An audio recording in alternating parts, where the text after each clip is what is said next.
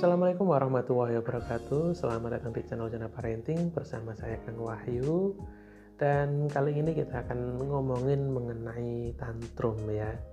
Jadi cara mengatasi tantrum dalam Islam. Nah, apa sih itu tantrum? Tantrum adalah fenomena di mana ketika seorang anak itu menangis sejadi-jadinya, berguling-guling, kadang disertai jeritan yang sangat memekakkan telinga.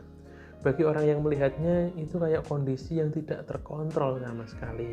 Nah, lalu kenapa tantrum bisa terjadi? Tantrum itu terjadi karena ketidakmampuan seorang anak dalam mengkomunikasikan apa yang diinginkannya kepada orang tuanya.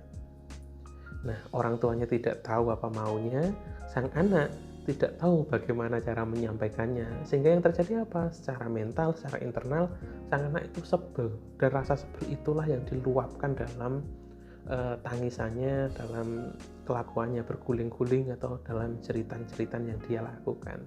Nah, ketika seorang anak mengalami hal ini, biasanya beberapa orang tua itu untuk menenangkannya, karena memang biasanya anak kalau sudah semacam ini disuruh tenang, disuruh diem, dia tidak mau, Bapak Ibu. Dia nggak mau. Maka karena mungkin kita malu dengan tetangga atau itu malam udah berisik, atau kalau di luar ya dilihat orang lain, maka kita akhirnya melakukan ancaman-ancaman.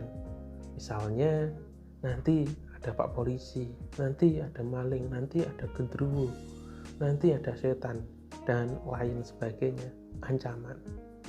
Atau kadang juga kita memukul sang anak karena saking sebelnya, dengan harapan dengan pukulan itu anak akan diam ya. Jadi saya sampai sekarang kalau melihat seorang anak dipukul itu saya selalu nggak bisa terima. Kenapa? Karena itu manusia, bukan hewan. Bahkan hewan pun dipukul untuk dilatih saya juga nggak terima, karena itu tetap makhluk hidup. Tidak seharusnya seorang anak itu dipukul, Bapak Ibu. Maka ketika anak kita mengalami tantrum semacam ini, satu, jangan ditakutin. Yang kedua, jangan dipukul. Ya, jangan ditakut-takutin, jangan dipukul. Lalu apa yang bisa kita lakukan pada anak kita yang mengalami tantrum ini?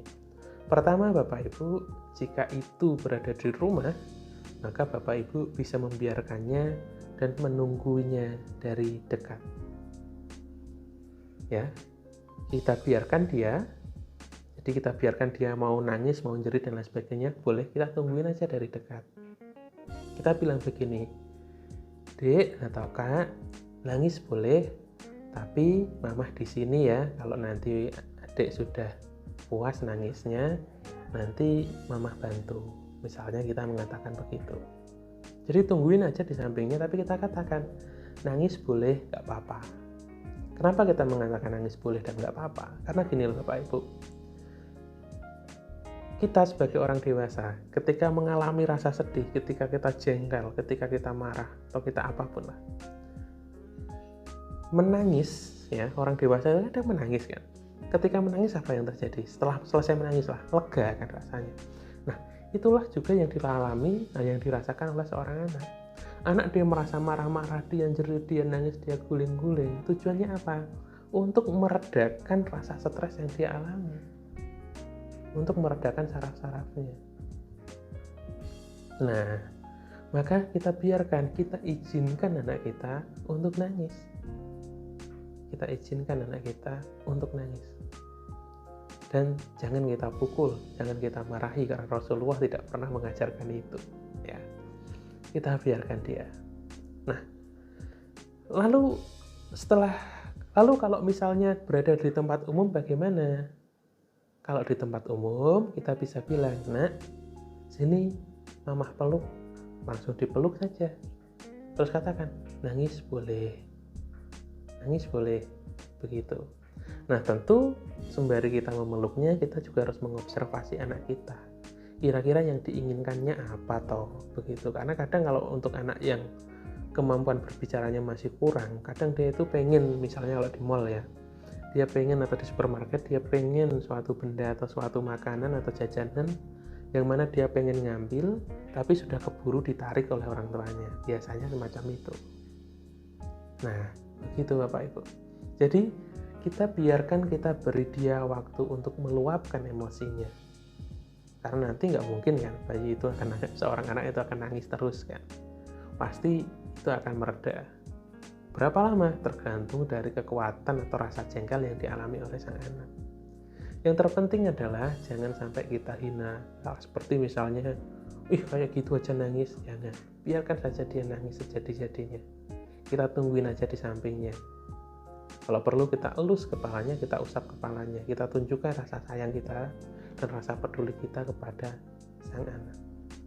Baru nanti setelah diem, kalau memang sang anak sudah bisa ngomong, kita tanya, pengen apa sih? Begitu. Ya. Jadi caranya semacam itu Bapak Ibu. Nah, kita juga bisa melakukan membaca doa ya. Membaca doa-doa atau membaca sholawatan. Kalau saya sendiri biasanya saya akan membaca sholawatan yang liriknya itu lembut ya, yang liriknya lembut.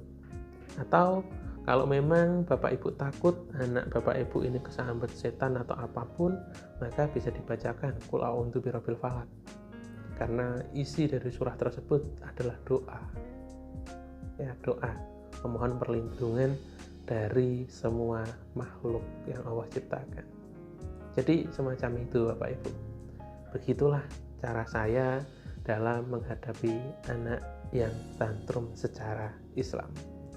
Demikian, jangan lupa subscribe channel ini di Yona Parenting dan juga kunjungi websitenya yonaparenting.com. Saya Kang Wahyu. Wassalamualaikum warahmatullahi wabarakatuh. Terima kasih.